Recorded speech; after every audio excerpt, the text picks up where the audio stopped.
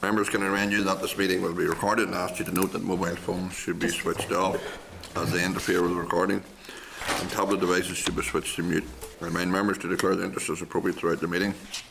I advise members of this meeting will suspend at 2:45 to enable members to attend DARD question time. And I declare the meeting open to the public. Agenda item 1, apologies. I have one from Edwin Pooch, who's at a funeral at the moment. 2 minutes ago. Any other apologies? No. Agenda item 2, chairperson business. And I have a few items to cover under Chat's business today. Chairs? One. That's unreal. Right. The raw members, you need to read this over first, don't you? Gives raw members to attention to a decision made by the Chairperson Liaison Group, CLG, at this meeting Tuesday the 16th of February 2016. The decision concerns a pilot programme on the use of electronic devices in committee meetings by journalists and the public.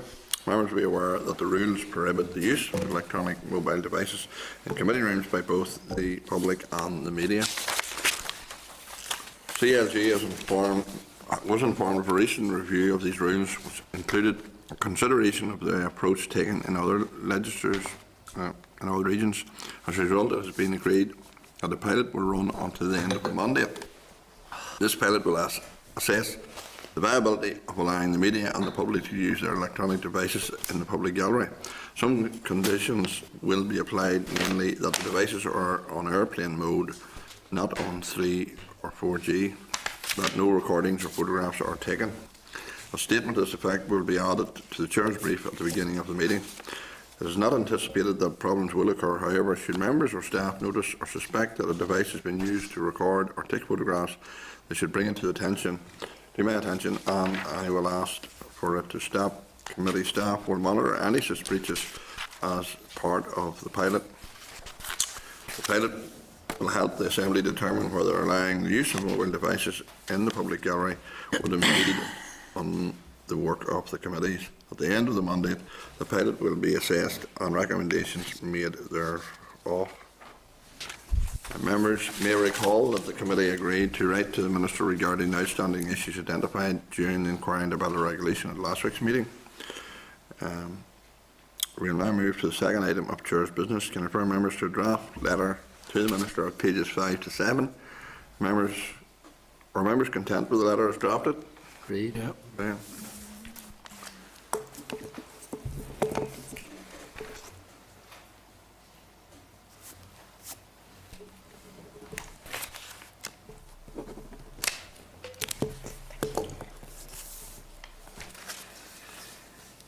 Can I seek agreement to forward the letter to the Minister? Okay. Can advise members that some of the committee, together with members from the Committee of Regional Development, travelled to Toome last Thursday to view the Loch Ness sluice gates. This was an informative visit, and members were briefed on the operation of the gates and the levels of the loch by David Porter, Owen McGivern, Director of Operations, and Ruth Bond, Area Engineer. I advise members that committee staff are currently in the process of compiling the end of mandate report. It is normal practice that the current committee signals priorities or areas of interest for the incoming committee in this report. A number of obvious topics such as CAP, BPS, better regulation, rural development have already been included. If members have any suggestions about what they would like to have included, please mention them. Fishing. No, is that really any? Fishing in it somewhere. Fishing in it? Yeah, you need to keep the fishing. All right, right. Sean. Yeah. That's right. You represent Ross Trevor and I represent Portavoga. Yeah. Any other issues? What's this for, Chair, again?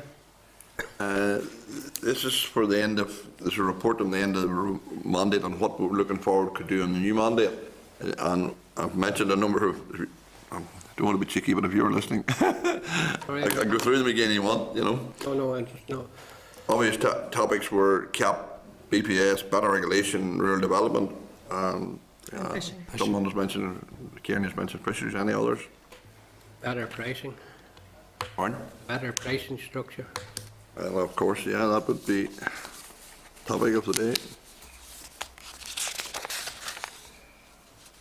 Food Okay. supply chain and pricing issues. Yeah, we'll do well, yeah. And if we can, somewhere encourage more farmers to use the online system for claiming, because it does speed up the process and it does allow them to get their money paid out quicker. It also in the future looks like it could help in relation to duplicate fields issue. If Yeah. the more we can get in line, I think it. Online shows up if you do make a mistake, if you're writing out, so you're doing something online, it will show up your mistake quicker than it would do if you done it ordinary. So online should be encouraged more and more. Whatever way we can do it, I don't know. Yeah, I think most of us agree with that. I think we all agree with that. I think that is it certainly will make George's life easier. It'll also help the farmer in situations where mistakes do happen. There's no doubt about that. The last one is that when rural proofing comes in, that rural proofing is used properly, the way it's supposed to be used, you know, because it will have big effects for the rural dweller if the likes of local authorities accept. Okay, members. And I think so, Chair. You know, that by that time the young farmers scheme will be hopefully on its way and things working out. It may be good to take a look at that as a way to see how it can be tweaked even better. Okay. Any harm? All right, members, we'll move on to agenda item 3. Minutes of the meeting of 16th of February 2016. Can I refer members to the draft minutes of the meeting 16th of February 2016 at pages 9 to 14. Are members content that the draft minutes are accurate? Great, so I will sign.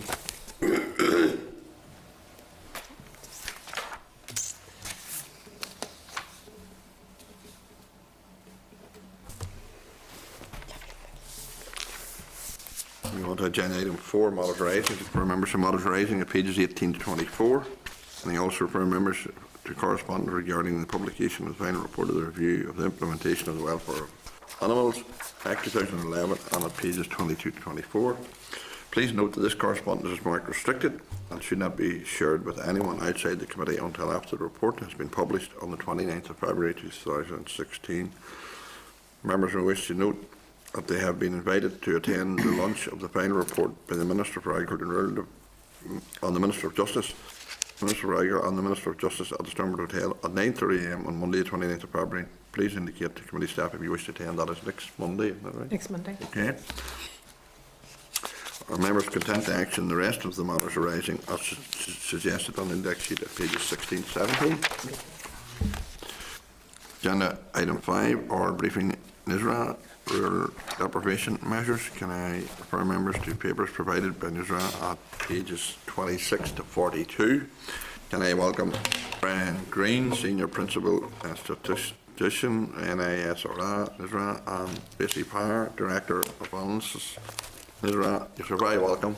We'll give you up to 10 minutes to make your presentation. Thank you very much, Chair. You'll remember that I was here before talking about the Northern Ireland Multiple Deprivation Measures with Robert Beattie.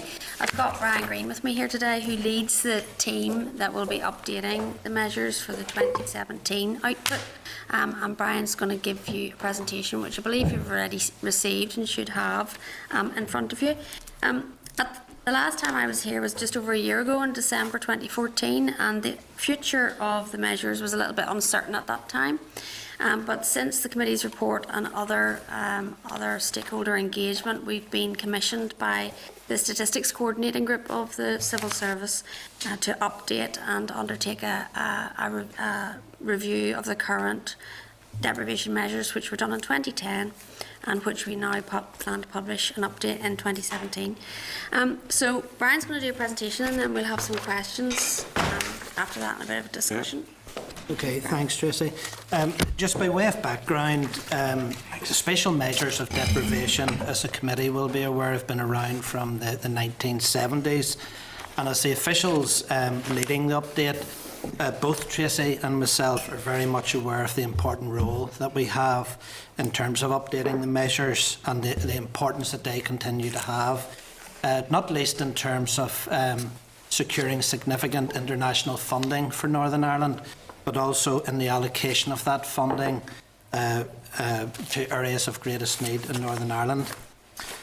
We're also very much aware that the information is widely used to monitor and evaluate the effectiveness of policies aimed at improving things on the ground, for example in neighbourhood renewal areas. And as we advance, the update, we're very keen to hear more about those initiatives so that we can actually factor it into our thinking in terms of how we take forward the update.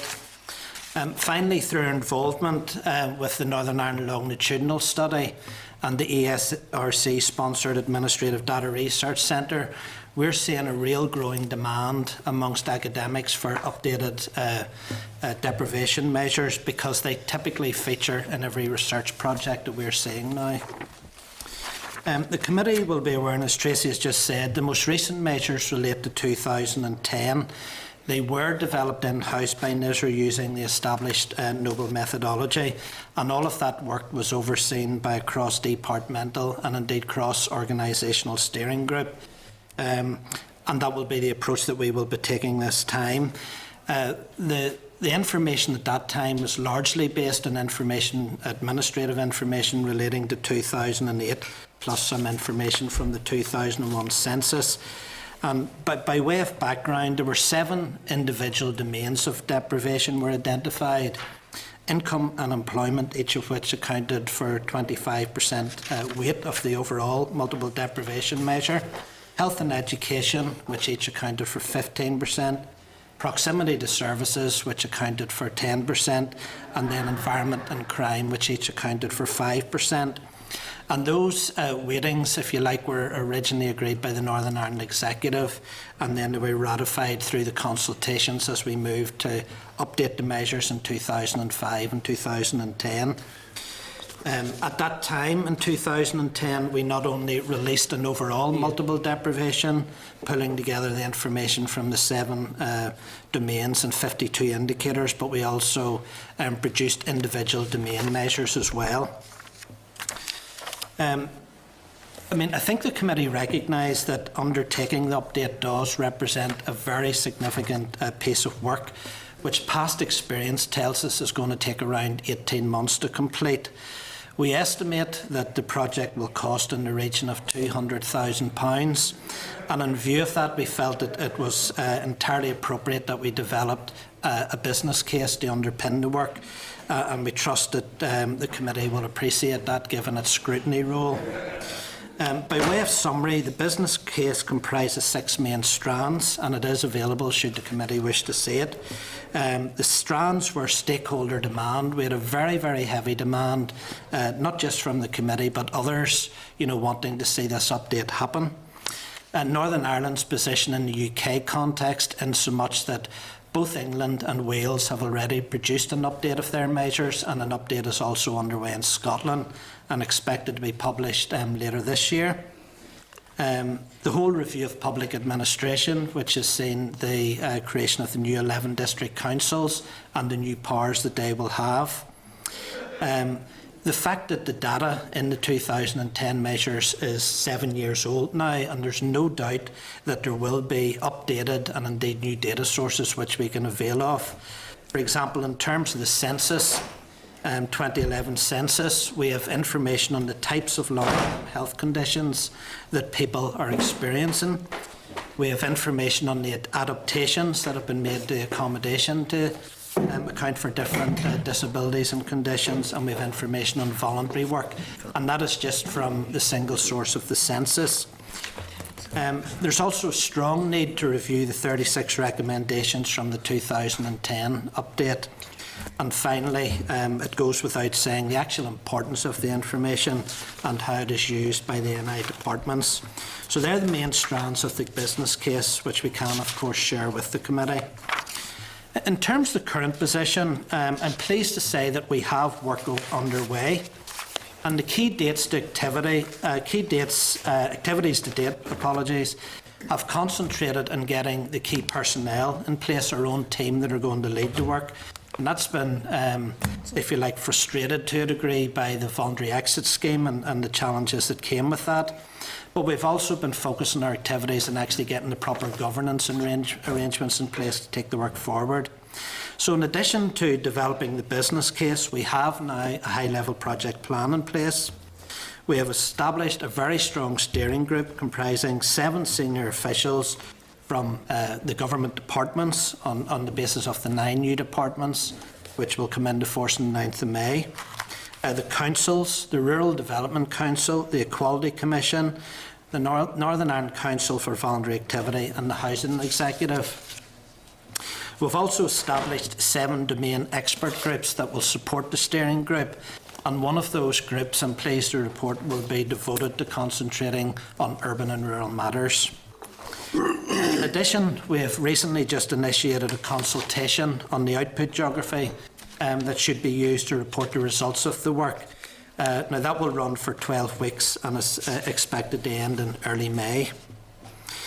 Finally, we've already had a bit of activity really trying to seek to capture the various rural concerns that have emerged through meetings of the committee here, for example, the private members' motion in September last year, and again the recommendations from the 2010 update. In terms of the project plan, we envisage 5 key phases for the work. The current phase really is about getting the governance arrangements in place and completing all the sort of necessary background methodological preparation, including the output consultation, and we're hoping to complete that around the springtime. That will then clear the way for the preparation of the key consultation materials, which we're planning to have ready at the end of the summer. And then phase 3, which we hope to conduct over the course of the autumn, will be the actual public consultation itself, and we recognise that that is very clearly an important aspect of the work. Phase 4 then will comprise of finalising the methodologies after the consultation and getting it signed off by the steering group, and we're aiming to complete that work in spring 2017 to allow the results to be produced and disseminated in mid-2017, which is phase 5. I mentioned earlier that we've started the process of collating what we currently understand to be the key rural concerns, and I'd like to take a few moments, if I may, to highlight what we understand those to be, and then that will give the committee an opportunity to clarify any points that we've maybe missed. So in summary, the concerns that we have detected are that the current method underestimates the full extent of deprivation in rural areas. The concentrations of spatial deprivation are more easily identified in urban areas than they are in rural areas. That the socioeconomic characteristics of the population in rural areas, which are obviously larger, vary to a greater extent than in urban areas, and because of that, clusters of deprived households or concentrations of deprivation can be missed. Also, that the spatial approach doesn't target individuals, and as such deprivation can exist amongst relative affluence. Other concerns we have detected are that the proximity to services weighting isn't considered to be adequate, and that indeed proximity to services is very different to access to services. Because of the lack of adequate public transport and longer travel times that come with living in rural areas. And also the lack of employment opportunities, forcing particularly young people to emigrate from rural areas and to seek work in urban areas, and that in turn is resulting in an ageing population in rural areas. And also the fact that, and I experience this myself where I live, inadequate broadband speed. There's also concern expressed that we need to reflect on expenditure as well as income. So, for example, there's higher cost of living associated with rural areas. Car ownership is more essential, and that's certainly confirmed by the census. Higher rates of food and fuel poverty.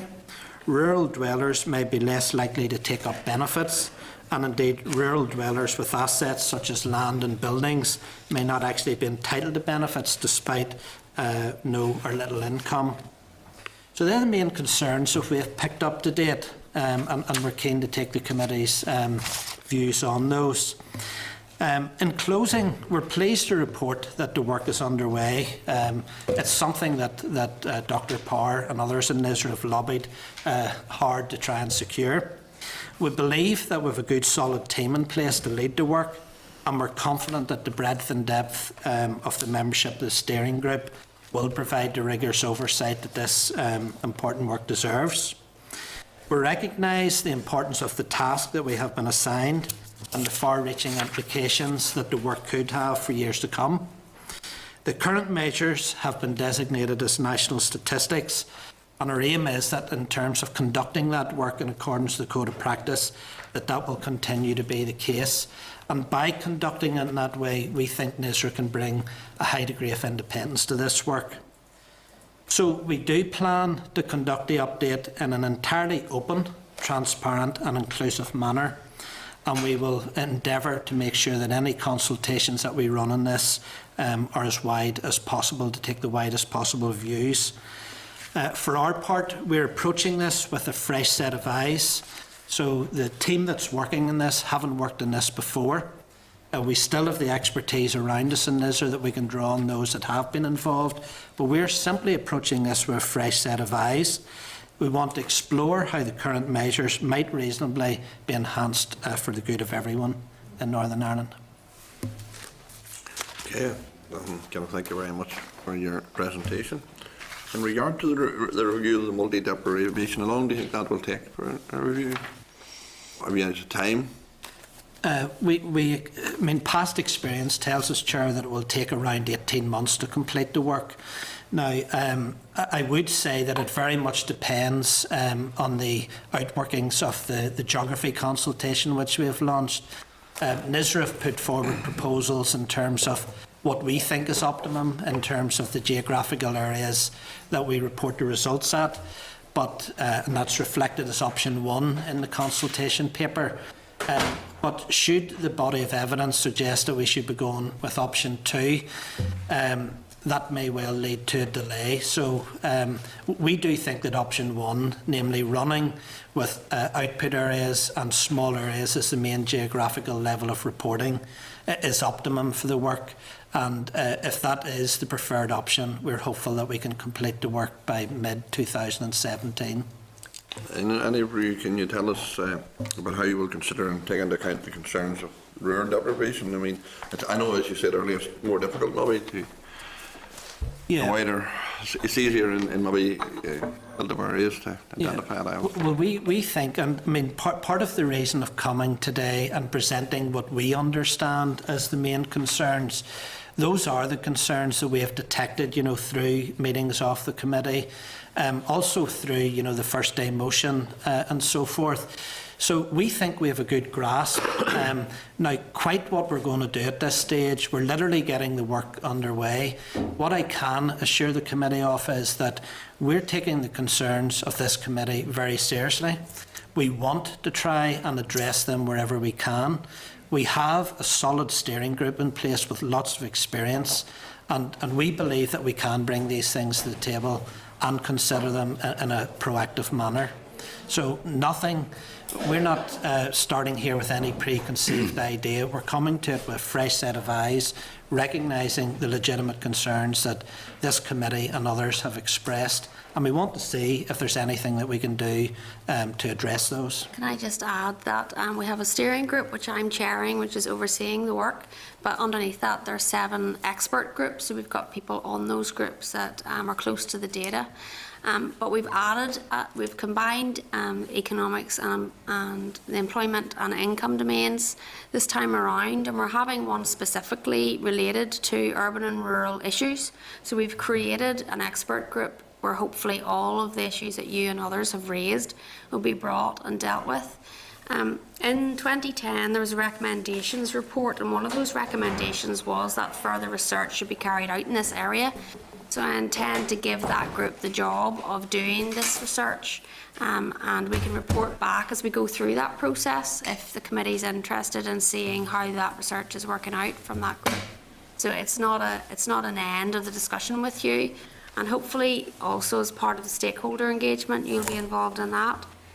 And when we get into the consultation phase later this year, we plan to go out to a lot of rural communities and have a lot of consultation and discussion with people on the ground. And another thing that we've done this time around is on the steering group, with the new councils now being in existence, we've got 4 councils on the steering group, and 2 of those are in rural areas. So we've really tried to make an effort here to try and include all of the dimensions of the rurality argument, so that we can take it on board. And if we don't address it to your satisfaction, at least for every point that is raised, we'll have a good explanation about why we can't do whatever it is that we need to. Okay. Deputy Chair, Sean. Thanks, Chair, and thanks for your overview. I found it very useful. But just 1 or 2 points on the weightings, and you made the point very well about proximity isn't the same as access to services. And if you think of when the weightings were put together the last time, rural Northern Ireland was a much different place. We had much better bus service, we had a lot more schools. With actually more young people living in the area, contributing to the community, and so on. So, in terms of, would you be looking at a possible even readjustment of those weightings? To me, in the present context in the rural area, the 10% seems quite low. And what is the position in Scotland and particularly in Wales in terms of the weightings? And the last point, really, in terms of just something after you're saying, Dr. Power, is what local councils are involved in the steering group? Do you want to take the weightings one? Yeah. I mean, I think in terms of taking the update forward, a reflection on the weightings is something that the steering group may very well want to reflect on. Certainly for our part, we would be encouraging. It's a recurring theme when we come to the committee, the concerns around the proximity to services and access to services. So certainly our recommendation would be that the weights are revisited, that we run sensitivity analysis, on these weights to see to what extent they do make a difference. So I imagine that is something that the steering group will want to reflect on. And that being the case, they will then be brought before the Northern Ireland Executive for ratification. In terms of Scotland and Wales, we work very closely with our colleagues in Scotland and Wales, and as part of this methodological development phase, we have a number of meetings that we plan to have with them to do exactly as you're saying, to reflect on how they have tackled the issues of rural deprivation in both Scotland and in Wales. They are similar problems, albeit in slightly different geographical scales. So I can assure you that that is something that we plan to do. In terms of the steering group membership, then we've got membership from Belfast City Council, Derry City and Strabane District Council, Newry, Mourne and Down District Council, and Causeway Coast and Glens District Council. And we tried to choose 2 that were urban and 2 that were rural to reflect that. Thank you. First meetings on the 10th of March. Kieran, Sean. Yeah, Chair, thanks very much for your presentation. That was my question about the input from the local new councils, super councils. I mean, were they all invited, or did you just pick out these? Was because they were too rural and too urban? So at the moment we're, as you know, with the community planning and other functions, we are working really closely with councils in terms of providing statistical support. So we have a number of councils that 6 out of the 11 so far who have NISRA statisticians embedded within them. So what we did was deliberately not choose those ones, because those people will be, by virtue of their network within NISRA, and having a NISRA statistician within those councils, they will be close to the work anyway, because I meet those NISRA statisticians in councils every 2 months, and this is a standing item on the agenda. So we felt that those councils were covered, so then we tried to pick out of the others. Now Belfast has a statistician, but due to its size we felt it was a reasonable one to pick. So the other 3, Derry City and Strabane, Newry, Mourne and Down and Causeway Coast and Glens, currently don't have a NISRA statistician embedded, so we felt it was a different way of getting that communication. So I would say that's 6, 5, 8. I would say 8 out of the 11 are very well covered, and we will deliberately then target the other areas to go into for stakeholder engagement. So there will be no area left out? There'll be nobody left out. Yeah, okay. And does that take into consideration rural transport, etc., and health inequalities, which we hear so much about, because they live in the country and the rural. Okay, so the work will look at all of those as indicators, and the data around transport have improved greatly since 2010, in that there's a lot more information about travel times rather than just road networks and distances, so that will be an improvement, I would imagine, in terms of the measurement of the access to services, and health is of course a domain in itself. So I think what we want to do today is assure the committee that we're doing all we can do at this early stage in the project to make sure that all of these issues will be looked at in some way during the next 18 months. Not only looked at, but will be improved. That's the main thing. The end result is what we want to. So the issue is that I can't foresee what we're actually going to decide to do as a result of looking at it, but we'll definitely have an explanation if it isn't used as part of the overall indicators at the end of the day. All right. Thanks, Chair. Thank you. Okay, Oliver, well, Yes, thank you for the presentation. I'm just going to, I've picked up a few things on it. And the broadband, there is black spots in rural communities, and it'll be interesting to see what can be done with them. There's a whole lot of things done for broadband in the rural areas, like the minister's money in for it and whatnot, but with these black spots that can't get service have to be looked at. The other thing you talked about there was the cost of living in the rural areas, and I totally agree with you on that. But the one word I'm missing from, if you don't mind me saying, is centralisation. Centralisation of services seems to be the thing here. So how can this? We have to look at how the small and medium enterprise can, say for example, supply the new council, with whatever goods they have. They're competing against somebody near. There has to be something in there to allow that. Though I think there is something built into councils, but it needs to be teased out more. The other thing is the gas supply. We're not getting the gas supply into the rural areas. Therefore, it is the people are not getting a choice for heating or whatever in their own homes. And two, it puts us at a disadvantage for attracting inward investment when you can only offer one kind of fuel, one kind of heat, where other places can offer gas and electric, etc. We're at a disadvantage in that line. So that's something. And this thing about corporate bodies, we can't come in unless we're making a profit. I think that needs to. Yeah, I mean, we're happy, to look at all of those things. I mean, on the broadband, I live out just 4 miles outside Ballinhinch. My broadband is appalling. And quite recently, my daughter's boyfriend said to me, "Have you ever considered a mobile broadband solution?"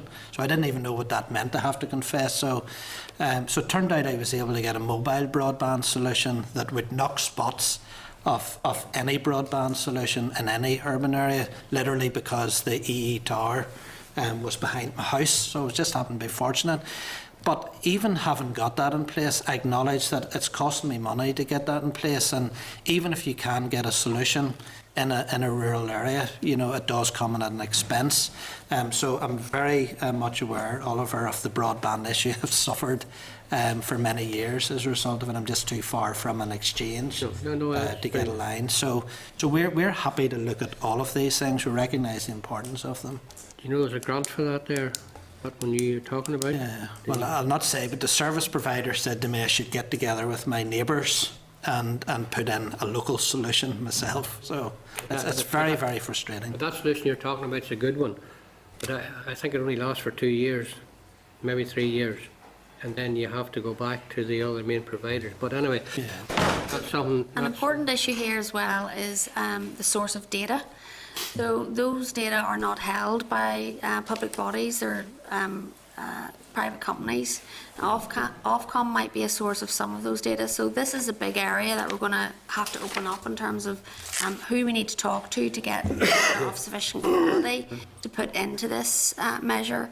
All of the data sources that we use should be available at small area level. So there's certain criteria for the choice of indicators.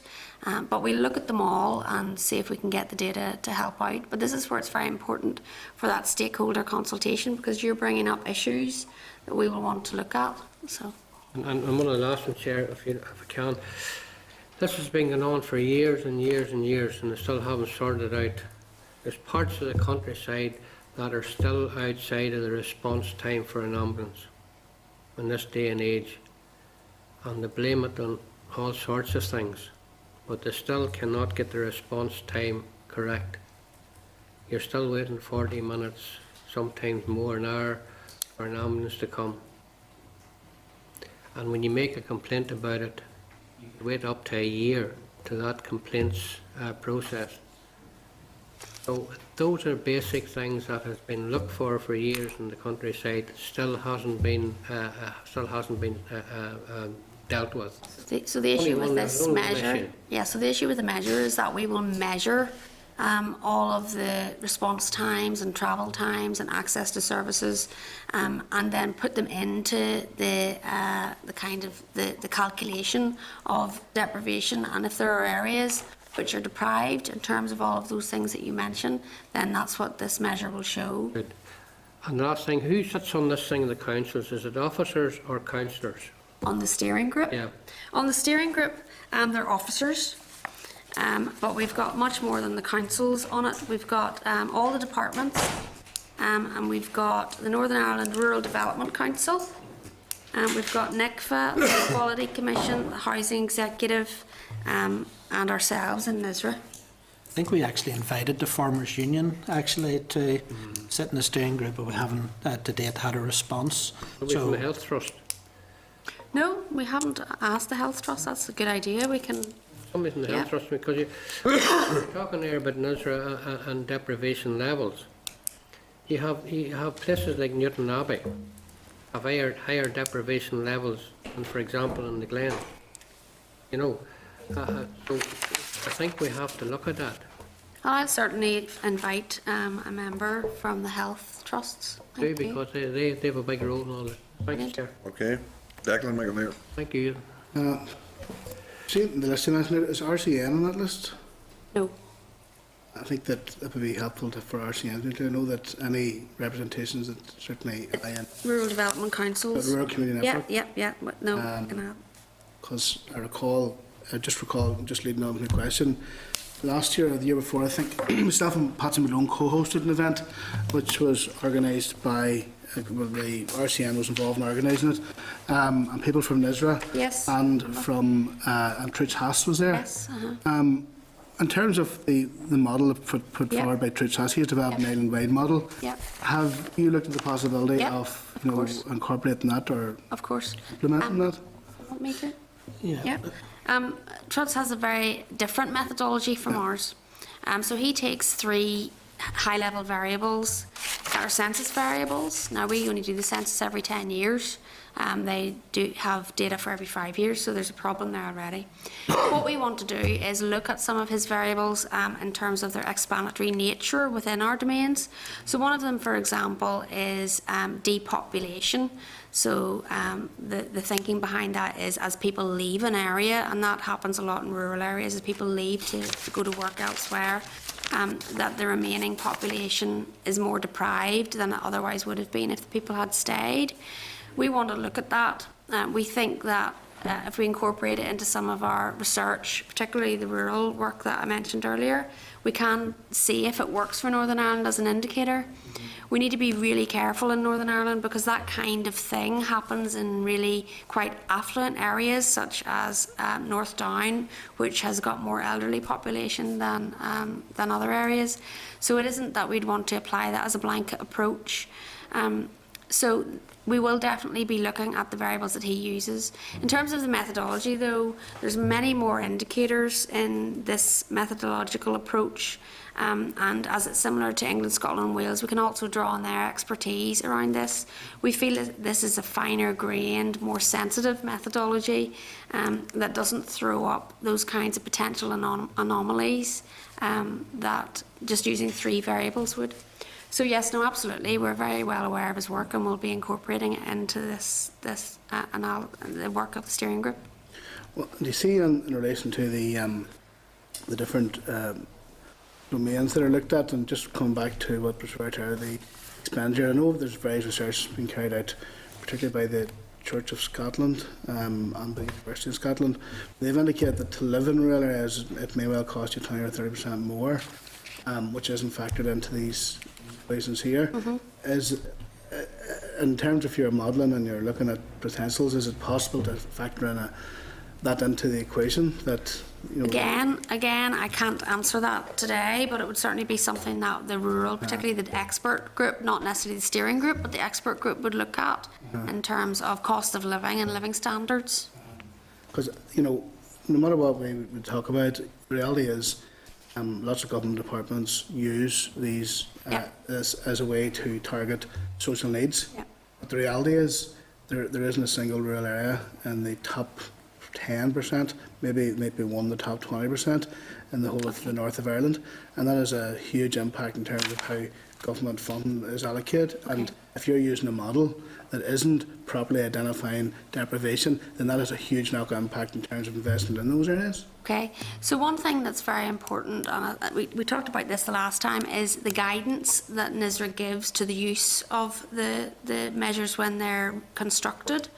And what you're referring to there is at the top 20% SOA level, multiple deprivation measures don't target rural areas, in that when you look at urban and rural together, urban areas look like they're more deprived.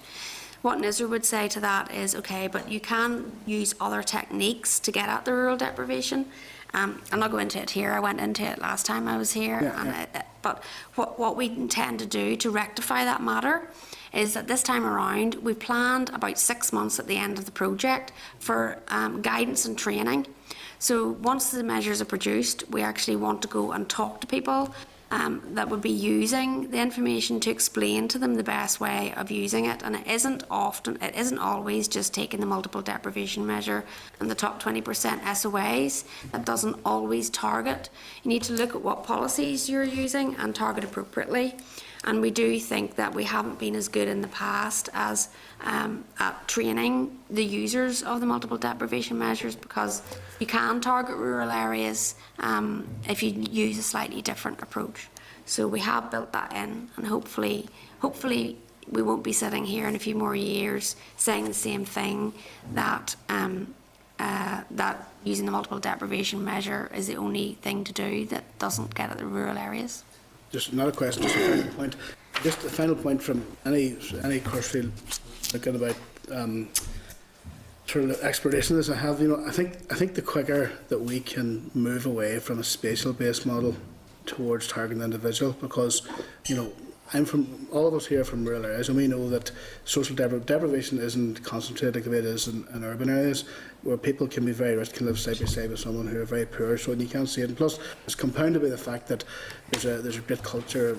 There's a very culture of people covering things up and doing very independent in rural areas. So sometimes poverty, I think, can be masked in some way. So whatever model that you arrive at, I strongly would believe, and certainly our party believe, that it needs to move away from a spatial model. Yeah, well, I completely agree with you, and that is the way that research is going. So it takes technology and data sharing to get up to speed with that, but what you would eventually want to do is to be able to have access to individual records. They're not disclosive, they're not identifiable, but researchers would be able to have individual level income deprivation, other types of deprivation. So we could analyse that. That's absolutely the future. But just right for now, we can't. We're not there. We're not there yet. So we have to do this at least one more time. Sydney Anderson. Thank you, Sharon. We'll be brief. A lot of points have been covered. Thank you for the presentation. Can I just touch on the consultations on the stakeholder events and such like? Collecting data is key, obviously, to any success in this here. And rural dwellers are quite backward at times. They don't want to come across, and I think you've mentioned in your slides about claiming benefits and things like that. So how do you propose to work with other agencies to maybe touch on those people and get that data? What work What do you see going forward there? Well, we have a great advantage in NISRA in that we have statisticians in all of the government departments and a lot of public bodies. So the NISRA statisticians are actually the gatekeepers to the data that are collected in administrative systems when individuals are in contact with the service. So what I mean by that is anyone who's receiving benefits or anyone who's gone to hospital and so on. So our first source of data are administrative sources rather than the census, although the census might provide some other material for us. So we would hope to have no primary data collection as part of this work. We will use data that are currently already collected in departments. Yeah, you see there that people may not even be entitled to benefits. Maybe people you think are well off, maybe with buildings and such as like homes and everyone that have their assets, but they may be poor and poverty poor. You know Exactly. what I mean? So, how do we touch with those people? Okay, so that's the reverse. Yeah. So that's the inverse of what all the data that we have. So part of the research that we'll have will be, is it good enough to look at people in receipt of benefit, or is there something we need to do about the take-up of benefit to try and get at the unmet need kind of approach? And that will apply to a lot more than just benefits. It'll apply to the health domain and the education domain. That's the hidden poverty we talk about. Exactly. And say, I think that is maybe in the past what we've seen, because coming from a rural area myself, you can see some person maybe living on their own somewhere and you know, they are in poverty, but they don't come out, they don't come forward unless some of the community people sort of work on that. But the particular agencies maybe are not picking up on that. So that's exactly the kind of complex issue that makes this not a particularly easy piece of work to do, and that is the work that will be looked at in the urban-rural research to try and figure out how we get at the unmet need in whatever area. I think that is really key. Oh, it is. There's quite a few there, right. and that is something that I would be concerned about, that getting to those people, you know, in relation to this deprivation. And I would hope maybe anything going forward would be focusing on that. Yep. I mean, and getting the people out maybe to your stakeholders event or to your in the consultation is. I hope that there is a good engagement here. So do I. And say also with the new district councils, they're going to be key as well to get that information locally. No, I hope that there is good engagement, and if you can do anything yourselves to get people to engage with us at that time, I'd be very grateful. Okay, thank you very much. Thank you, Chair. Oliver, a quick question now. Just very quickly, can I ask you could you perhaps consider looking at the results of the MIRA project? Yeah, absolutely. I was about to say that, that in response to that last question. There's definitely good data there that we need to look at. Definitely. I think that data would keep you going on its own. Yeah. That's grand. Thank you. Thank you, Chair. Okay, again, thanks very much, and thanks for asking the presentation and responding to our questions. Thank you.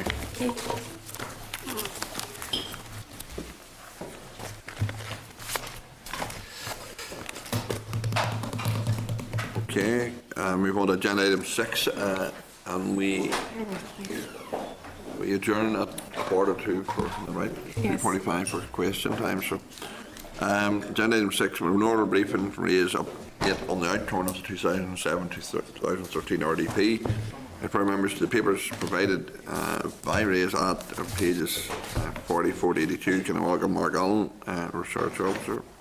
Can I ask, Mark, that you take up to 10 minutes to give your presentation? We'll ask some questions. Mark. Thank you, Chair, and thank you, members. And I suppose this is very much a quick run through. I suppose what I'd really been tasked with was really to provide an overview of progress made over the course of the Northern Rural Development Programme from 2007 to 13. In that context, I suppose the paper mainly focuses on the mid-term review of the programme carried out in 2010 and the mid-term evaluation update which was issued in 2013.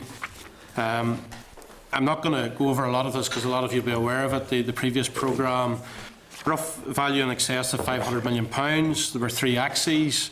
Axis 1 was farming and food, was really focused on improving the performance of the farming and forestry sectors. Notional budget in 2007 of £45 million. Axis 2 was environment and countryside, covered things like the Alpaca programme, focused really on helping farmers to manage the land sustainably. That would have the biggest budget was effectively £390 million of the 500, as I said. And then the final, which was Axis 3, And I suppose Axis 4 I've included as well, because Axis 4 was the later approach, was almost the way that Axis 3 was delivered through the local action groups.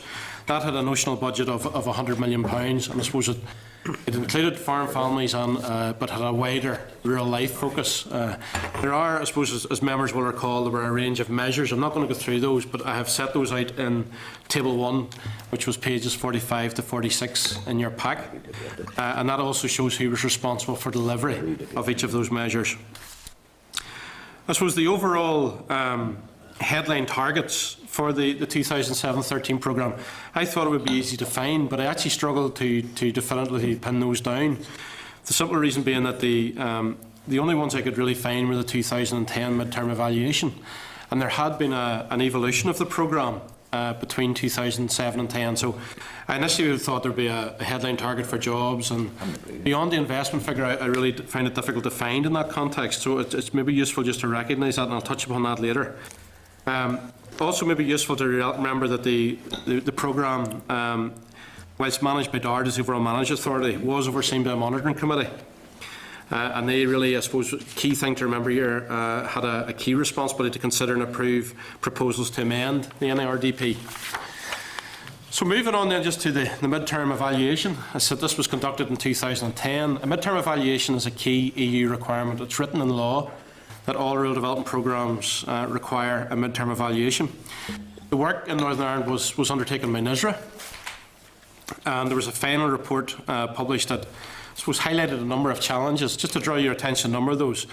At that time in 2010, there was a big emphasis on the fact there was an increased difficulty of holding or securing match funding.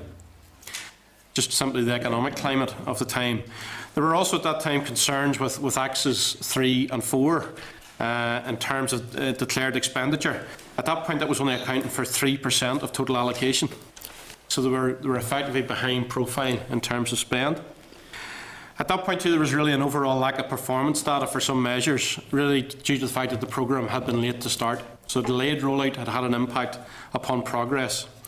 And there was also attention drawn to the fact that there was maybe little evidence from the research undertaken of active targeting of women and young people, which were, I suppose, key priorities in the previous programme. NISRA did identify a total of 37 recommendations. I've included those in the appendix to the paper. I'm not going to go through those now.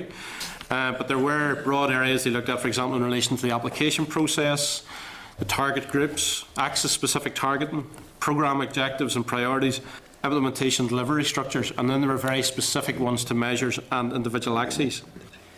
In relation to the access-specific recommendations, I think it is important maybe to draw attention to the fact that NISRA did draw particular attention to the need for Axis 3 to be progressed in the immediate future, in order to ensure that the investment had an impact on the ground. That was one of the key ones that stood out when I looked at it. So from that, we then moved on to 2000, the mid-term evaluation update. That was, I suppose, issued in 2013. That isn't an EU requirement, but I think, and I think credit has to be given in this context, it was the fact that whilst it wasn't a requirement, there was obviously value seen in the fact that because the mid-term maybe progress hadn't been as significant as has been hoped for, there was a value in doing this to see how things were actually working. The upshot of that, there were a range of comments made. I'm not, for the sake of time, conscious that you have maybe another presentation to take as well, going to go into those, but maybe what is useful to look upon at that point, because there was more data, is the actual financial information that was available at that point. And in relation to Axis 1, in the 2013 paper, NISRA found that it was reasonable to anticipate that Axis 1 will not achieve full spend over the remainder of the programme. At the time that they were actually writing it, they were not having that confidence. Similarly, Axis 2, or contrasting, their actual assessment was that Axis 2 performed well and is expected to spend out well. So there were no real concerns relating to Axis 2, the agri-environment schemes and such like. Axis 3, they made the comment that at the time of the mid-term evaluation right up in 2010, Axis 3 had not spent any of its allocated budget. By June 2012, the Axis had spent just under 18 million, which was 24% of the allocated spend of 76 million. So at that point, I suppose the mid-term update also makes reference to the fact that having experienced year-on-year underspend, there was an expectation that the refocusing of expenditure towards larger and more strategic projects. This was effectively the genesis of the strategic project at Axis 3, which drew on, I suppose, really the council on some of the significant projects. And as really those were, I suppose, envisaged at that point as a way of having an investment effect within rural communities and enabling the recovery, as I said, of lost ground. So we were playing catch-up in terms of spend profile. Turning then just to the current situation, very briefly. As things currently stand, DARD has declared all of its expenditure. That's to the EU relating to the previous programme. It had to do that really by the 31st of December. And members may have noticed a press release by the Minister on the 12th of February, which I suppose really highlighted the provisional final drawdown, which was approximately €329.4 million, which was just over 99.96% of the funding that had been actually available. When that's combined with the DARD match funding, that's meant that the programme had a final value of over €506 million to Northern Ireland. I suppose the press release that DARD did release also highlighted the fact that there had been an underspend of €125,291 across the entire programme. And that, I suppose, as it drew attention to as well, constituted 0.038% of the total EU funding allocation. The Minister also, in that press release, highlighted a number of the very specific outputs from the programme. There have been 1,200 jobs created, 447 rural micro-businesses had been created, and 257 rural villages had benefited from the Village Renewal and Development Scheme. As we sit, I suppose, at the minute, DARD is really, I suppose, in the process of tidying up the previous programme. And one of the key requirements there is really the requirement to undertake an ex-post ante-evaluation of the programme, now that we have effectively finished up. And again, this is set out in EU law, and the requirement is that it has to be completed by the 31st of December 2016. Based on conversations that I've had with DARD, and I have to say they were very helpful in this context, because ironically, the change in websites and the fact that this is the previous programme, some of the information was difficult to find, so I appreciate their candour and their ability to share on it. The current state of play is that NISRA have been contracted, so that'll be the midterm update, and the ex-post ante will be conducted by NISRA. And they are currently working with NISRA, this is DARD, to develop the work plan for the evaluation. So that's where we currently stand. Just very quickly, some quick maybe observations relating to the previous programme. I have to say one of the things, and I touched upon it earlier, one of the challenges or issues that did come through in the midterm and the midterm update was the late rollout of the programme and the impact that it had, both in terms of evaluative activity and in terms maybe, I suppose, of some of the changes that were incurred. I mentioned the strategic projects. So I suppose, how likely is the current programme to be beset by many of these issues or challenges? I think some of these, I should maybe preface with these comments as well by saying, I think some of these issues may well be considered within the ex-post ante evaluation. But it's useful maybe to consider them, and given the 2014-20 period we're within. I think it's maybe useful maybe in that sense to consider, has DARD done anything proactively to try and to address any of those concerns or any impacts they could have? I also make the point that the 2013 RDP, it is challenging to assess the actual impact. There are the headline figures, but I find it difficult, I suppose, to track how maybe programmes changed or adapted over time as to where we stood in terms of the initial targets. To be fair to the department as well, and I'm fully expecting when they're up after me that they will probably have an actual breakdown beyond the overall and the headline figures that the Minister provided in their press release. But I think that is useful to actually see how individual measures and axes performed. So I think that is a very useful mechanism to actually see did it do what we said it would do. I think there's also some of the things that I would draw attention to maybe in relation to the fact that we had to do an additional report, the midterm additional, the update. Was there an actual additional cost to that? How was that borne? Or was that factored into the initial contract? It's just a very practical question. And the reason I suppose I ask it is because are we going to be facing similar challenges going forward, given we are experiencing late rollout? So will our midterm evaluations of the 14-20 programme, will it be similarly compromised or challenged in terms of what it can actually identify or deal with? I have to say too that the change into strategic projects. As I said, the genesis of that, I'm probably in conversations with Dard, I'm well aware that it's probably embedded in monitoring committee minutes. Now those are accessible. The time of the actual meeting, I simply hadn't the opportunity to access those and go through those in detail. But I think it would be actually useful to maybe to hear from Dard as to how that process developed, who was involved in the decisions, how decisions were made. And I think too, in that context too, I think the question that has been asked by other stakeholders previously is, did the change to effectively strategic projects within Axis 3, whilst there many of those projects may have had a particular benefit, did that adversely or positively impact upon the overall Axis 3 element of the programme? Was it a good thing or a bad thing that we had to do that? Just the final couple of points I have to make to this one, I suppose in relation to the provisional underspend, as I mentioned, of €125,000. How does that compare to other RDPs in the UK or the rest of the EU? I think it would be useful to know that as a comparison. And the final question, I suppose, in relation to, I suppose, on the point to make is as to what role yourselves as a committee may have to either see or input to the ex post ante evaluation before it's submitted to the Commission in December. So, as I said, it was a very quick run through of the paper. The information's all there, but I'm happy to take any questions or try to clarify anything if I can. So, thank you. Thank you very much for a comprehensive look at the overview. Overall, what would you say was the key lesson that should be learned from the 2007-13 Rural Development Programme? If you were, I think at this point, Chair, it's hard to say. I think a lot of, and that's maybe a get out of jail for me in this, but I think it's hard to say it without the ex post ante evaluation. So it's how early that picture becomes clear before it's submitted to the Commission. I think the headline figures on spend would indicate, yes, that we did well in terms of spend. But I suppose in terms of impact, I think it would be presumptuous for me to make assessment without actually having access to the data that NISRA will be compiling. how much, and I'm not sure, how much of Axis 3 was eventually spent on strategic projects at the end of the day? Again, that's not actually a figure that I have, but Dard maybe I'll be able to proffer, because as I said, the only figure I was able to access in the public domain was the 100 million up front.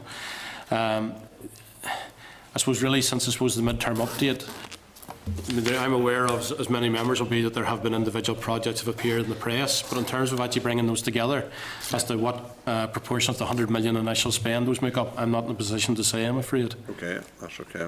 The department, I would imagine, may well be. Okay, Sean, you want to speak? Thanks, Chair. Just when you talk about the mid-term report and so on, and the underspend at that particular point, how do we compare with other regions in terms of how well will they spend at mid-term? It's a good question, and it's not one that I looked at within the terms of the paper, but I did make a point within the actual observations, and I think that might be an interesting point to make, because one of the actual challenges, and even in conversation with Dard, I hadn't been fully aware of the fact that whilst the Commission requires you to complete a mid-term evaluation, the Commission doesn't really feed back in terms of what it finds. Right. So it does raise questions as if, for example, Scotland, Northern Ireland, down south, Wales, whatever, were experiencing problems with Axis 3, where at any point does that impact upon the Commission's design of a future rural development programme, and maybe how it would be rolled out or the elements that are within it? So I think it's a very valid question, but it's not one was in the terms of the paper, but I mean, if it's one that the committee thought there was value in us looking at, I'm sure we could look at, because there will be other mid-term evaluations completed. Because, the lead on to then is, obviously is how smooth or how effective are we at getting it from the very beginning, getting the money rolled out there, is there, yes. When we get it in our Northern Ireland here, is there more bureaucracy associated with it? People say, something that comes from the EC, Portugal can do it in 2 pages. When it comes from Westminster, it's 25 or 40 pages, Well, I mean, there were very real indications. If you look at, in terms of, if you look at even page, what I see, what page in the paper. Sorry, I don't have the actual page number with me, but one of the things looked at the mid-term update was the fact that there was point that some forms for relatively small amounts of funding were very time-consuming to complete. There was an element of perception, and I think Dard acknowledged that as well, that whilst people had issues with match funding, people equally had some problems saying, well, look at the amount of hoops I'm having to jump through for a relatively small amount of money. And there are also maybe issues around the fact that eligibility requirements, this was identified in the midterm update, needed to be clearly communicated, because people may be applying on spec with maybe no real prospect of actually being successful, but their application had to be assessed in the way that all others had to be assessed. So I suppose, like any programme, we'll be learning from it. Maybe the question is how that's applied and how the Commission, and I suppose DARD as well, take account of it then in future programme design and delivery. And you say that the EU don't report back, but will DARD, make regularly the report available so that we learn lessons as we go towards 214 to 220? I think that, yes, I think even over the course of the programme, as I said, there were changes, and I suppose that was the critical role I made, the observation around the monitoring committee. The monitoring committee, by the fact that they could change how the programme was delivered and even targets and the shape of it, it was effectively responding to, I suppose, experience on the ground. Now, as to how effective that is, or will it always get over those issues, I suppose where are the challenges here? Is it in how the original programme is designed? Is it how it's delivered? Is it how people perceive it? Is it how people apply it? Maybe I think, again, at the ex post ante, maybe I'll be able to unpick some of the actual issues as to where some of the particular challenges are blamed maybe for those lie. Thank you. Okay. Thanks again, Mark. Sure. Okay, thank you. Okay, now members, we'll suspend for question time to 3:30, so just a couple of minutes after 2, so we're suspend to 3:30. Thank you. 30. This. Well, on this occasion, I agreed to that early on, but there's no time for any other business, and from now on, that's when it needs to be asked. I understand, Chair. But And that's a couple of times you've asked for it, and we've agreed to that, okay? So I've been very fair. very fair? Yeah. Okay. Whatever. I have an issue I want to raise regarding the department who understand in the process of setting up a new legal entity to look after the shoreline of County Down from Green Island to Kilkeel. So I'm told that one of the first issues the new body will deal with will be a lease between them and the operators of the proposed Green Island ferry. So Greencastle, I understand the 12, thank you Sean, the 12 people have been approached to serve on the new body, and they're happy to do so, except some now feel they're not being fully legally protected by the department against any subsequent claims. So clearly this is a matter for Department Solicitor's Office to fully address. So could I ask then for an urgent briefing from department officials to try and ensure that all legal cover is provided to those who are willing to serve? How's best to proceed with that?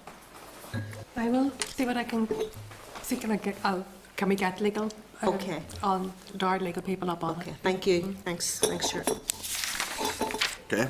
Yep, thank you. Okay.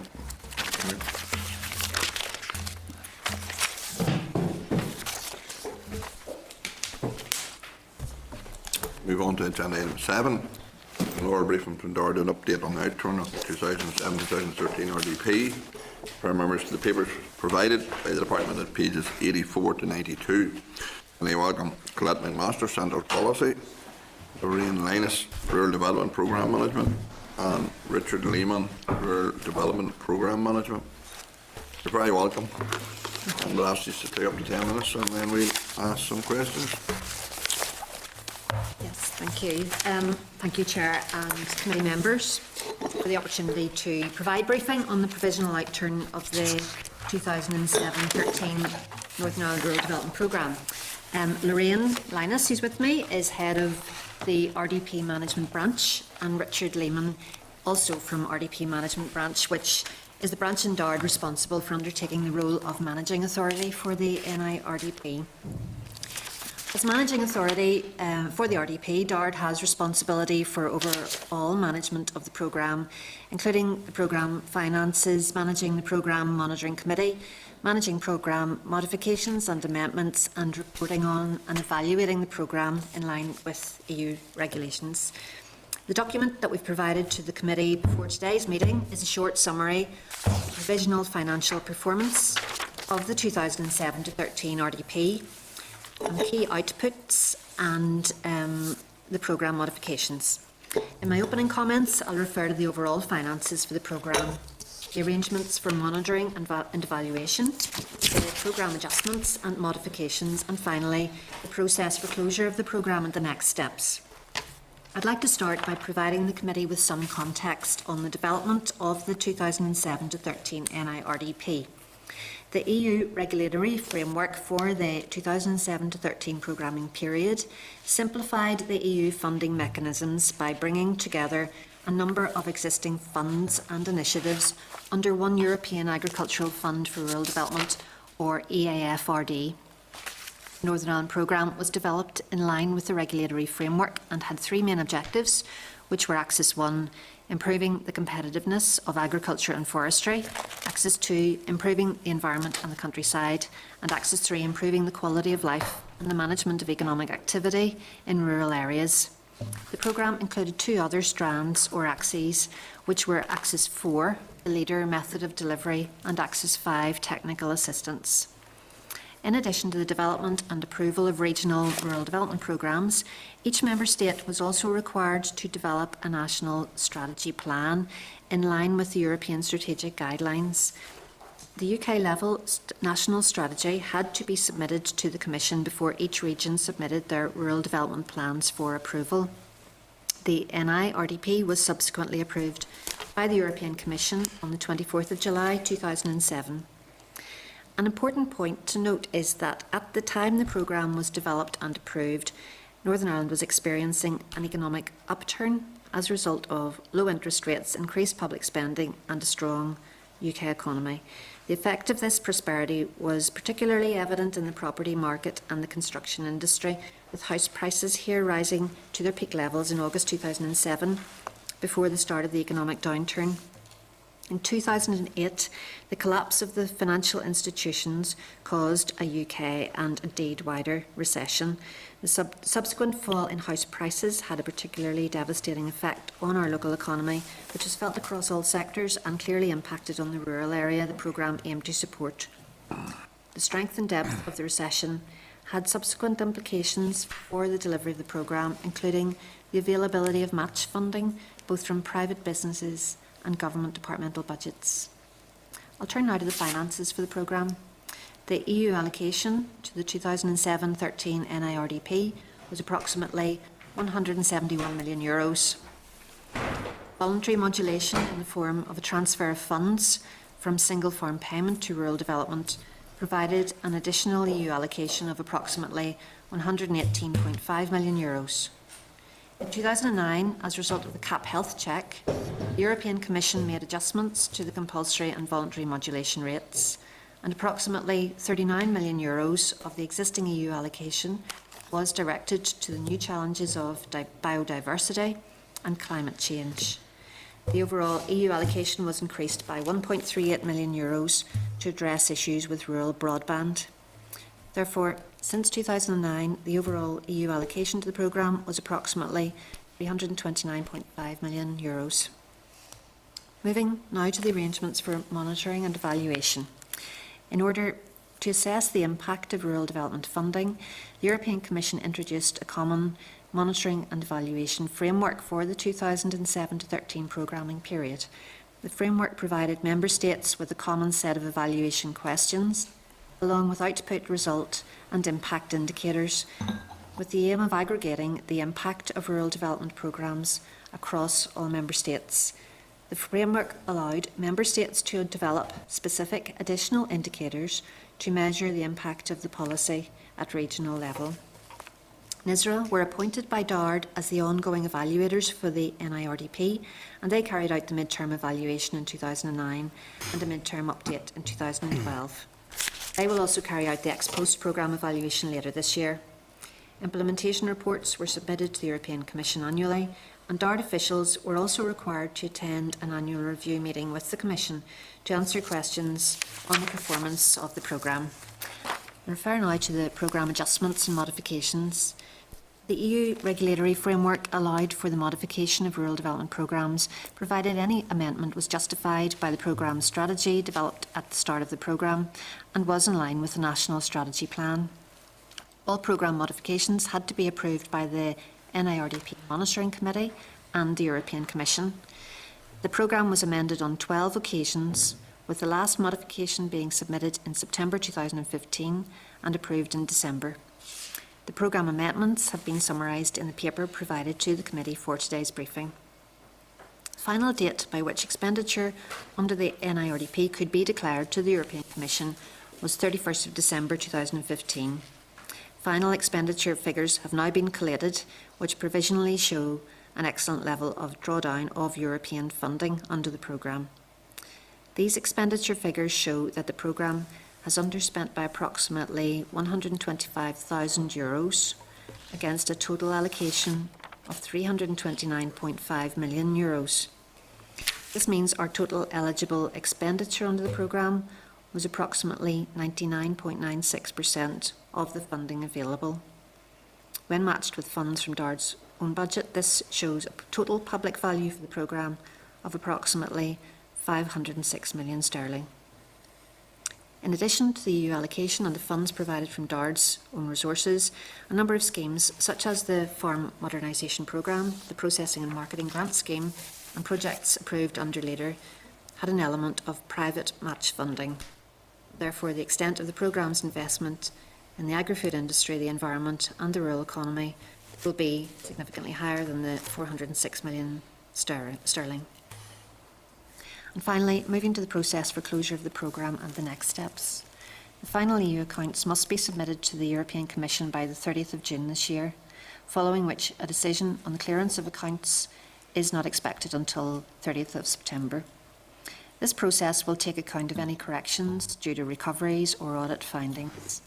Therefore, the extent of the over or underspends of EU funds and the implications for the DARD accounts will not be confirmed until this point.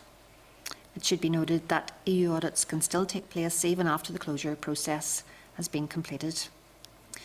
The 2007-13 RDP aimed to improve the competitiveness of agri-food businesses, protect and enhance the natural environment, and improve the quality of rural life.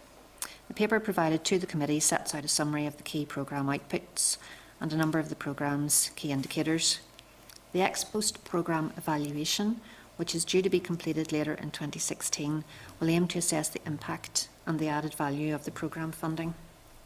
And this evaluation will show what programme achievements have resulted from the programme funds spent and will provide transparency and accountability of EU rural policy to stakeholders and taxpayers. This important evaluation will aim to determine if the policy was designed and implemented appropriately to address the most relevant needs of Northern Ireland. The ex-post evaluation is intended to be a policy learning tool which will enable the use of the evaluation results to improve the design, quality and implementation of the policy in future, and it must be submitted to the European Commission by 31st of December 2016. Thank you. That's all I want to say at this point. We're happy to answer questions or provide further clarifications on the points covered, and we'll call on colleagues here to assist with that. Okay. Thank you again for your presentation. One of the big criticisms of the last programme was the length of time that it took to get it rolled out, meaning that parts of the Rural Development Programme had a slow start and struggled to catch up. What lessons were learned from that that you will feed back to the 2014-2020 programme? Okay, I'll maybe start. I'll start with that and maybe bring Lorraine in some specific examples. I suppose in terms of yes, we've had a number of reviews carried out. There's the mid-term review, the update, and a number of recommendations made in that update that we have built in as lessons learned for informing the design of the new programme. And as I say, Lorraine maybe come up with some specifics on that. In terms of then how that is working through in having the new programme launched, I suppose, yes, the new programme, we got approval in August last year, 2015, and we're able to have that launched in November with forestry schemes and the Farm Business Improvement Scheme launched with the business development groups. The LEADER programme is progressing well at this stage as well. So programmes. A lot of the major parts of that now launched and underway, and it will be rolled out in a phased way. And we will be talking about the new programme, I know, later with the committee in March. But I think really the principle being that we identified a number of recommendations that come out of the review and have actually sought to implement those. And perhaps Lorraine? Yeah, I suppose that the main criticism of the mid-term valuation was in relation to LEADER, which was particularly slow getting off the ground. But one of the recommendations in the MTE was about completing a LEADER review, and that had been done by RSM Clear Waters. And that report was very instrumental in deciding the structures of LEADER going forward. The JCC structure, which wasn't very popular, about looking at the amount or what LEADER should focus on in the future, what measures it should focus on, what level of funding it should have on the future. So that was a big report that was undertaken, and that has been instrumental in making sure that LEADER has got off the ground much quicker this time, because we are at a much more advanced stage in the programme. As Colette said, it was approved in August, and we're at the stage where the local development strategies are already in. They're assessed, they're at the implementation plan stage, and we would hope that to get the money rolled out quite quickly in relation to that, because there were some elements of the previous programme that did open quickly. Process and Marketing Grant Scheme and a few other schemes that opened quickly.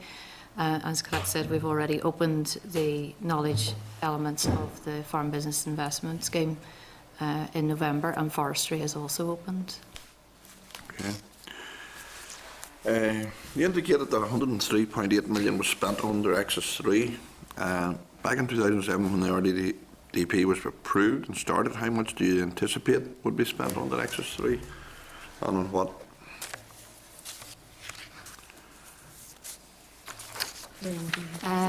Well, going back to the start of the programme, the 100 million was allocated to Axis 3, and I say the mid-term valuation did identify some slow spend in Axis 3, and I think that is reflected to a certain extent in the budget going forward in this new programme. I think we would all accept that it probably was a struggle for the LAGs to spend that volume of investment that they had. They did achieve it in the end. But the lower budget that they have in this programme probably is a lesson learnt in terms of LEADER. In the end, I'm asking how much is spent on strategic projects, do you know? Yes, in total there were 32 strategic projects, and I think the spend was in the region of 15 million, which is about 3% of the overall programme spend. It was 15.7 million. 15.7? I'll tell you exactly. 15.7 million, yes, on 32 projects. Yeah. And as Lorraine says, that's approximately 3% of the overall programme spend. Okay. Sean? Thanks, Chair, and thanks for your presentation. Early on, Colette, at the beginning, you talked about that member states could add in additional performance indicators. You know, did the British government really run with the EU performance indicators, or did they add in extra ones? Again, maybe ask Lorraine to comment on the detail of the current programme. The Commission brought out a common monitoring and evaluation system for this programming period, and that basically set a hierarchy of indicators and an intervention logic. Now, they're carrying that forward into the new programme, but it's been amended considerably. So there were evaluation questions set at the start of the programme, and then there were indicators. There were baseline indicators, there were financial output indicators, there were output indicators, result indicators, and then the impact indicators. Now, the whole point of the Common Monitoring Evaluation Framework is for them to be able to aggregate across all member states to see the intervention of the policy, because the CAP is one of the largest policies within the European Union, and they, like any other institution, want to see value for money and what it's being spent on. They then provided a selection of additional indicators, or you could come up with your own indicators as well, which you could add in based on your own regional policy. A lot of the ones that we did put in were also related to strategies through OFM, DFM. For example, a commitment to spend 5% on children and young people. So at the time of setting the indicators, we would have gone through the OFM, DFM strategies, such as lifetime opportunities, children and young people strategy, and looked at what the programme could contribute to those strategies as well, and where we could select indicators. Mostly, I should say, through the leader, because a lot of the other area-based wouldn't address the issues in those strategies. So really, there's a common set, if you wanted to compare with Wales and the Republic of Ireland, there's a common Yes. set of EU forms. Yes, and that's the point of the common system, Yeah. because the Commission need to do that. And then my other question really is, one of the priorities there, one of the objectives was improving the competitiveness of agriculture and forestry, by supporting restructuring and so on. You know, we seem to be quite good at deforestation, but not so good at afforestation. Would you like to comment on that? Forestry doesn't seem to have that high of a priority here. Do you want me to comment on that? Forestry had an allocation within the RDP, and it was as a result of one of the modifications we actually had to reduce that allocation because of low uptake in the forestry schemes. There was a bit of work undertaken as to why stakeholders didn't take up the schemes. The general feeling was that the incentives weren't high enough to be able to create forestry. I know forestry have tried to learn lessons from that, and they have an allocation of about 17 million going forward into the new programme. They have a target in there for creation of woodland. But I would say one of the other lessons that we learned is in better joining up across the different parts of the Dard. So there is a small woodland creation scheme that's going to be part of the agri-environment programme, and also agroforestry. So we took some elements of it and brought it into the agri-environment programme with the hope when people sign up into agri-environment that they will consider small amounts of woodland creation as well. And that hopefully will help. But then we have a larger forestry expansion scheme, which will look at larger areas of woodland creation. One of the things we were hampered with was a definition of a beneficiary for forestry, which was for farmer only. And I suppose you will find that in actual fact, a lot of forestry that you would want to create might not be in rural areas, but closer to urban areas in and around, small pockets of land within urban. But the programme does closely follow the forestry strategy. Okay, thank you. Thanks, Chair. Okay. In relation, any other members before I ask the final question? Okay. In relation to the smaller projects in the last, and I was a member of SOAR, I sat on SOAR for some time before I left the country. But I mean, in many of the smaller projects, a lot of people felt they had to jump through hoop after hoop to receive, small amounts of money. And many said they would never go through it again, for amounts maybe, amounts up to 5,000, for instance, of value, and that had jumped through a lot of hoops for that. Has there any lessons been learned, and is it any simpler for those people in this new round? It does seem very burdensome for many of those smaller projects. Right. I think there's two issues. First of all, yes, there's a lot of bureaucracy for a very small amount of funding. But there's also a high administration costs associated with many of these small projects.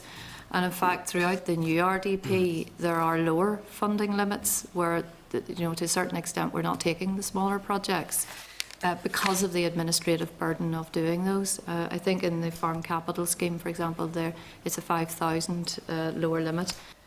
Some of the LAGs have been looking at that in their strategies as well. As you know, the bottom-up approach allows them to come forward with their own criteria in terms of the upper spending limit and the lower spending limit.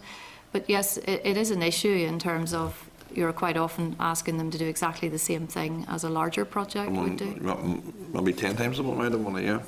Exactly. So I'm not sure what Gareth has planned in terms of how they're dealing with the smaller projects, but it's maybe something we could check. I think it's important that because it is very off-putting. I understand there has to be guidelines. You have to jump through some hoops, but I think it was off-putting for many. I got it a number of times. Oliver McMullen, you want to Very quickly, and I apologise for not being here for all your presentation. The one question I want to ask: will there be part payments this time? This is one of the problems last time with some of the schemes.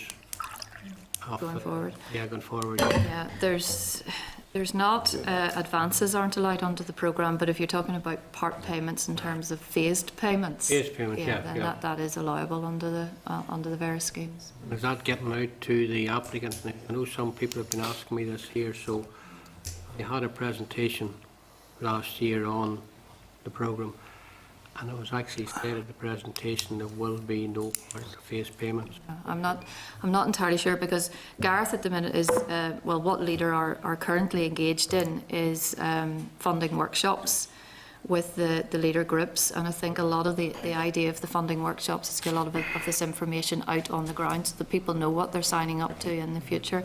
Maybe I'll go back and check that with you again, Oliver, just to make sure. If you could, if those workshops would be extremely useful if the likes of that was told to people at the workshops. All right, thank you. As I'm aware, I think in the previous programme there was allowance for drawing down funds, isn't that right? On phase payments, Yeah, there yeah. was allowances, but I'm just wondering if I've given the wrong information now. I would need to check it, because I'm sort of thinking more in the old programme as opposed to the new programme, but we can certainly check the phase payments. I do know advances aren't allowed. Yeah, it's a different story with that. That was not allowed under the EU element of the old programme. Not even the same in the And previous programme. it's the same going forward. The advances aren't allowable. Okay. Okay, thanks very much again. Okay, thank you.